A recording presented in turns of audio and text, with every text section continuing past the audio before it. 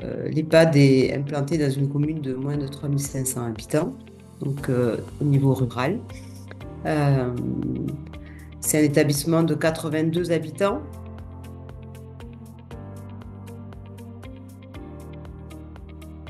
En 4 mois après mon arrivée, il y a eu un appel à projet qui a été lancé sur justement un tiers-lieu dans mon EHPAD. Et l'idée du tiers-lieu, c'est que ça émane d'un collectif d'acteurs qui, ensemble, justement, souhaitent créer de nouvelles dynamiques pour apporter des réponses nouvelles sur un territoire.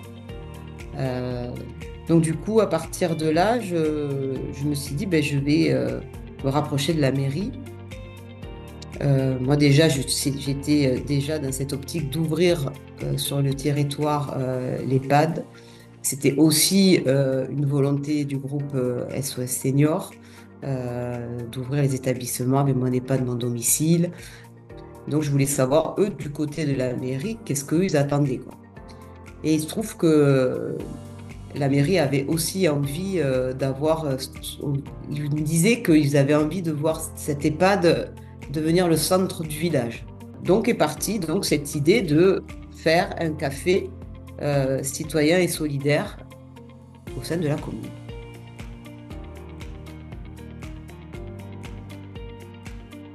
On a eu l'accompagnement et l'ingénierie de 1000 cafés, qui fait partie d'une des 850 associations du groupe, dont l'objectif donc est de maintenir et d'ouvrir des cafés multiservices dans les communes de moins de 3500 habitants.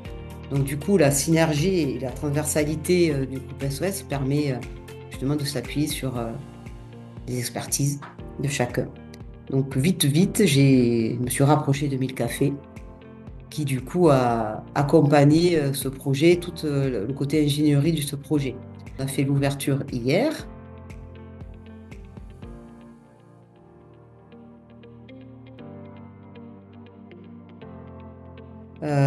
Donc il y a eu plusieurs personnes importantes à 1000 cafés qui ont accompagné ce projet euh, et qui a permis un collectif de se constituer donc d'habitants, de familles, de résidents pour pouvoir accompagner l'activité café de ce lieu-là qui ne sera pas uniquement un café.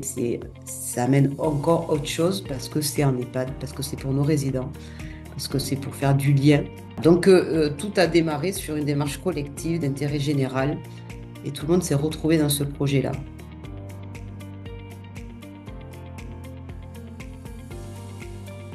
C'est un lieu qui est fondé sur la diversité, la réciprocité, le faire ensemble. Donc, ce que je dis, on ne vient pas simplement pour y consommer un service ou une animation ou une activité, mais on y participe à son élaboration, en fait.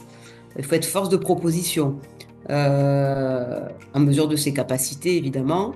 Donc, il y a l'association avec les bénévoles de Tous au CAF, effectivement, qui crée des événements. Là, ce soir, il y a l'ouverture. Il va y avoir un groupe qui va venir de chanteuses du village. Donc, on va faire la grosse fête. Euh, il va y avoir d'autres événements. Il va y avoir des karaokés. Voilà. Donc, ça va être des lieux aussi culturels qui vont être organisés, mais pas que. Il y aura aussi des ateliers de prévention du maintien de l'autonomie des personnes de plus de 60 ans vivant à domicile, par exemple, qui pourront aussi nos résidents en profiter dans un autre contexte. Euh, il va y avoir on accompagne déjà les aidants du domicile à pouvoir venir dans ce café sans forcément être autour avec une psychologue, mais être plutôt entre eux, avoir un moment de rencontre.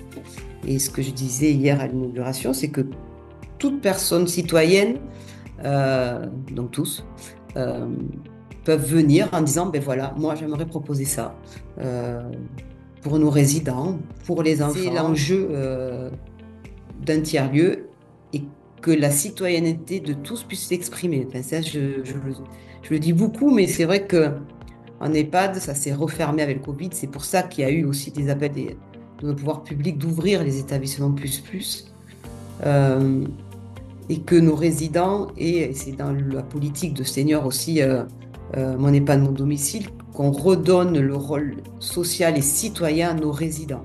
Un EHPAD, c'est pas une prison.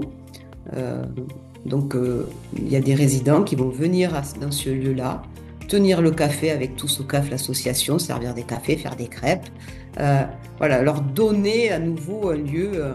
Peut-être qu'un jour, on pourra organiser des élections. Je n'en sais rien, un bureau de vote, je ne sais pas. Enfin, voilà, je me dis que parce qu'on se dit qu'un tiers-lieu, c'est d'avoir un état d'esprit avant d'être un lieu. Donc, voilà, il faut être ouvert euh, à tous les possibles, ce que souvent on dit. Euh, que c'est un espace de liberté, de lien, euh, où peut naître l'inattendu.